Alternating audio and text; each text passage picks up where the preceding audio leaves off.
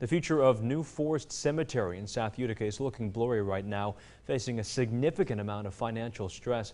The cemetery doesn't have many options before it would be forced to become abandoned, but there seems to be a large number of people who want to help.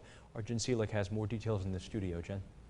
Yeah, Thomas, after members from the New Forest Cemetery posted this letter on their office door, it made quick attention across social media. And reading those comments, no one wants to see this historic cemetery to get abandoned. And it brought attention well beyond Utica. The board members tell me they received calls from Florida and Texas asking if any folks down there can help out. Reach New Forest Cemetery. Please leave your name, telephone number. I think I'm going to turn it down just a little. Okay. Within the last few days, the phone has been ringing off the hook. People calling with the same question. What is going to happen to New Forest Cemetery?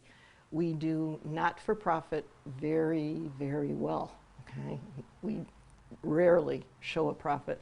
In fact, I don't believe there's been anything but a deficit for a considerable length of time.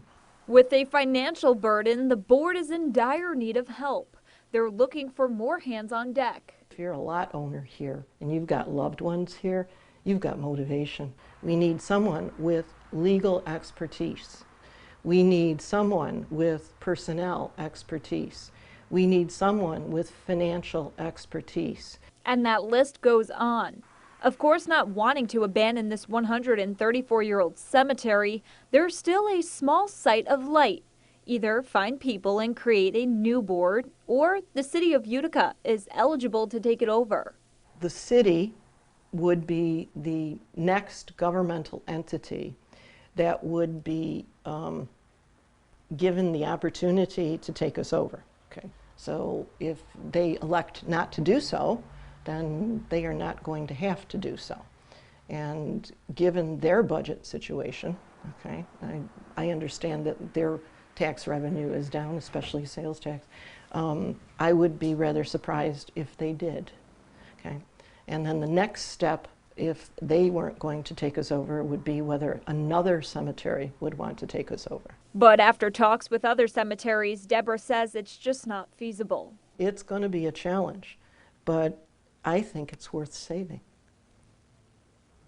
Yeah, so is it safe to say that you're hopeful that it would? I'm hopeful.